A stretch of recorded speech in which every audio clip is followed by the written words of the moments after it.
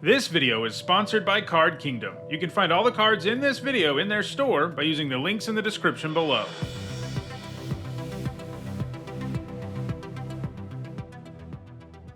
Hi everyone, I'm Nitsahone, and it's time for another MTG Top 10, the series where I rank cards based on their historical performance and Magic's highest level of competition. Today, we're going to take a look at Praetors. In Magic, a Praetor is a creature who is the leader of dark forces, most frequently the Phyrexians. The creature type made its debut in New Phyrexia, and we've seen them show up periodically since then, generally when one of those original Praetor characters is appearing in a set, or if a set features the Phyrexians prominently. It was also retroactively given to creatures who had Praetor in their name, like Ebon Praetor. To be eligible for this list, a card had to have the Praetor creature type. In all, there were only 18 of those, but the creature type tends to be pretty pushed. 14 of those 18 cards have at least 1 point at Magic's highest level of competition. Before we get started, here's a quick reminder on how I score cards in these videos.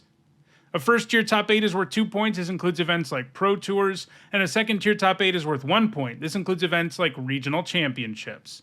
Alright, let's take a look at Magic's top 10 Praetors. At number 10, it's Vorinclex. For 3 generic and 2 green, he's a 6/6 with trample and reach, and when he enters the battlefield, you can search your library for up to 2 forests and put them into your hand. The Praetors for March of the Machine are all double-face cards that are sagas on the other side, and you transform Vorinclex by paying 6 generic and 2 green. While that's a lot, the fact that he grabs you a couple of lands really increases your chances of getting there. Once transformed, he becomes the Grand Evolution, a saga with a Chapter 1 that mills 10 and reanimates 2 creatures from those milled cards, a Chapter 2 that lets you distribute 7 +1/+1 counters, and a Chapter 3 that lets your creatures fight for 1 generic mana for the remainder of your turn. Then it turns back into Vorinclex. So, obviously, the front side is a highly efficient creature that also draws you 2 cards. It's hard to be too upset about that, so it's pretty awesome it has so much upside. If left unchecked, he'll often be the most powerful creature on the board, and obviously once you transform it into a saga, it's going to be pretty impossible for your opponent to win the game. Vorinclex has seen play in both Standard and Pioneer. In Standard, he's been played in 5-color domain decks. Importantly for that deck, Vorinclex can search up any forest, not just basic ones, so in addition to the usual upside the card has, it can grab you your tri-lands like Jetmir's Garden. In Pioneer, he's been played in mono-green Devotion decks, which can definitely produce enough mana to transform him. However, those decks were recently weakened by the banning of Karn the Great Creator, and so far in 2024, Vorinclex doesn't have any points. At number 9, it's Sheoldred, Whispering one of the original Praetors from New Phyrexia. As with many Praetors, this gives you some sort of positive effect while giving your opponent a related negative effect. For 5 generic and 2 black, she's a 6/6 with Swamp Walk, and at the beginning of your upkeep you can reanimate a creature from your graveyard, and at the beginning of your opponent's upkeep, they sacrifice a creature. So, basically, if she sticks around, she's going to be adding to your board and subtracting from your opponents every single turn cycle, and even if your opponent can remove her, much of the time your opponent will still have to sacrifice one of their creatures first, and that's a pretty good fail case. All of Sheoldred's points came back in 2011, when she saw play in Legacy Reanimator decks and Standard Birthing Pod. She's pretty sweet with the pod because the deck likes to give up value creatures to get even more powerful creatures, and Sheoldred's a pretty good in-game there, because she's so powerful, but also because she'll start bringing back all those creatures you sacrificed to Birthing Pod in the first place. At number 8, it's Urabrask the Hidden. For 3 generic and 2 red, he's a 4/4 that gives haste to all of your creatures, including himself. He also makes all of your opponent's creatures into the battlefield tapped. Most Praetors aren't exactly the kind of card you're hoping to play in your aggro deck, but this Urabrask obviously is. He can smash in for 4 right away and get your creatures to attack a full turn earlier, and delay your opponent's creature's ability to block by a turn, and that's a combination that you can really take advantage of in your aggro deck. All of Urabrask's points came in the Standard of 2011, where it was played in red-green aggro decks. At number 7, it's Jin-Gitaxias Core Augur. For 8 generic and 2 blue, it's a 5/4 with flash, and it has 2 pretty insane effects, as a 10 mana card should. The first draws you 7 cards during your in-step every turn, and the other reduces each opponent's maximum hand size by 7. In other words, you get to draw a ton of extra cards while making it impossible for your opponent to ever have cards in their hand during your turn. That combination generally means that you're going to have a massive arsenal of cards while your opponent is completely defenseless. The fact that Jin has flash means you can make it happen out of nowhere, too. Because of its huge mana cost, people very rarely actually cast the Augur. Jin-Gitaxias has gained all of its points in Legacy Reanimator, which have the ability to put Jin-Gitaxias into play in the extreme early game with a card like Reanimate. If you make your opponent discard down to 0 cards that early in the game, they really have no hope of winning. That said, Jin doesn't have any points since 2018, as there are simply better reanimation targets out there these days. At number 6, it's Sheoldred. For 3 generic and 2 black, she's a 4/5 with Menace, and when she enters the battlefield, each opponent sacrifices a non-token creature or planeswalker. So up front, she gives you a reasonable body and takes away your opponent's worst creature, which isn't a bad deal. But of course, as a March of the Machine Praetor, she can also transform into a Saga. You can only transform her if your opponent has 8 or more cards in their graveyard, but if you meet that requirement, you can pay 4 generic and a black to turn her into the True Scriptures.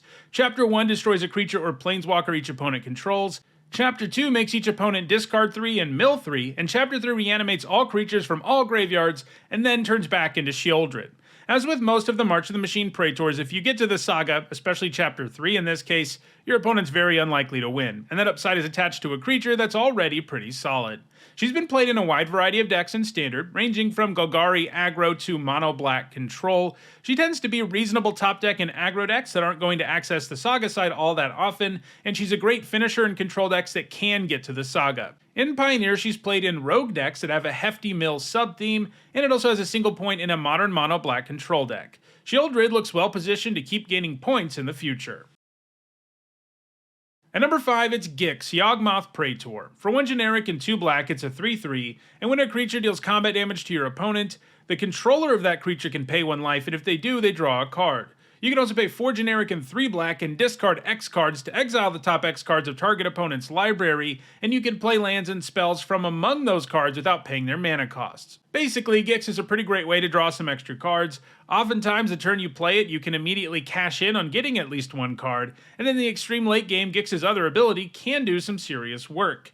Gix has already seen play in Standard, Pioneer, and Modern, and in all 3 it's played in black aggro decks, which tend to play lots of 1-drops and 2-drops, so playing Gix on turn 3 is very likely to draw you that card. Gix is really well positioned to gain more points going forward, and it has some chance at moving up this list as a result of its multi-format success.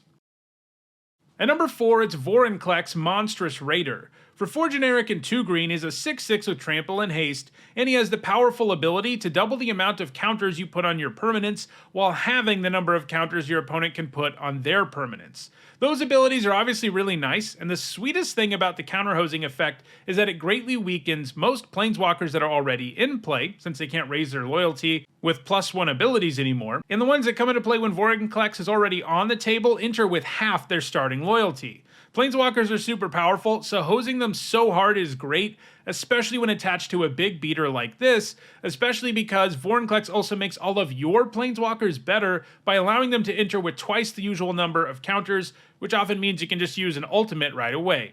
In Standard, Vorinclex was played in Sultai Ultimatum decks, which cast Urgent Ultimatum as quickly as possible, and Vorinclex is one of the singleton cards you could search up and put into play. He was also played in more straightforward mono-green aggro decks, as well as in Pioneer Devotion to Green, but he hasn't gained any points at all since 2022.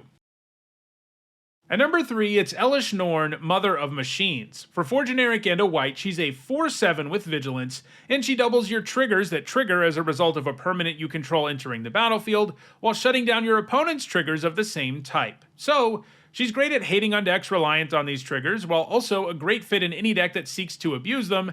And guess what? Most Magic decks these days feature a whole lot of creatures and other permanents with enter the battlefield abilities or abilities that trigger when a permanent enters, so it isn't like she's a niche card. She'll almost always make your opponent's deck worse and your deck better.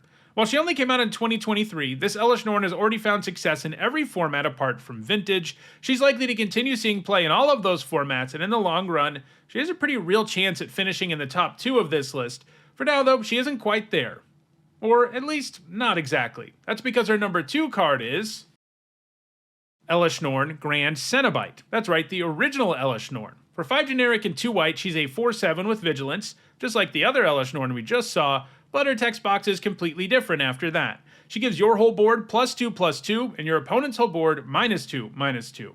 This can often immediately kill a huge chunk of your opponent's creatures, while also allowing you to attack far more effectively. In Standard, Elesh Norn was one of the ultimate end goals for birthing pod decks, as you could move up the chain until you got to Elesh. In Modern, she's been cheated into play with reanimation spells as well as indomitable creativity. It's the Eternal formats where she's done the most historically though, as those formats have no shortage of ways to put game-breaking creatures into play in the extreme early game. In Legacy, Elesh Norn tends to show up in decks that can reanimate her, or put her into play with Show and Tell. In Vintage, she shows up in some versions of Oath of Druids, and in Dredge decks.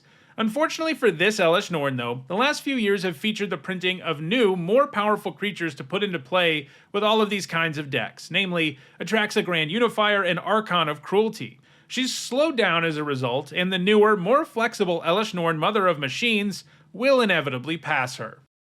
And at number 1, it's Sheoldred the Apocalypse. That's right, all 3 Sheoldreds made the list, including this number 1 card, which is simply one of the best creatures ever printed. For 2 generic and 2 black, she's a 4/5 with Death Touch, and you gain 2 life when you draw a card while your opponent loses 2 life when they draw a card. Turns out, rewarding you and punishing your opponent for doing something that happens every single turn, and frequently more than once a turn, is a pretty darn powerful thing, especially if you or your opponent are going hard on drawing those cards. Staple that to these above rate stats and you have an incredible card. Upon being printed, she immediately made an impact in every single one of Magic's 60 card constructed formats since, people tend to draw cards in all of them. In short, right now if you're playing any Magic format at all, you're playing with or against Sheoldred, and that's pretty darn impressive and what has allowed her to gain almost 200 points in less than 2 years, and she's going to remain the number 1 Praetor in Magic for all of eternity. So, those are the top 10 Praetors. Would you like to get your hands on these powerhouse creatures? Check out the description where you can find a direct Card Kingdom link for each card that appeared in the video. If you want to make sure you catch future videos, don't forget to subscribe. If you want to catch up on the almost 700 other MTG top 10s, including more that look at specific creature types, you should see a playlist on your screen shortly. Thanks for watching.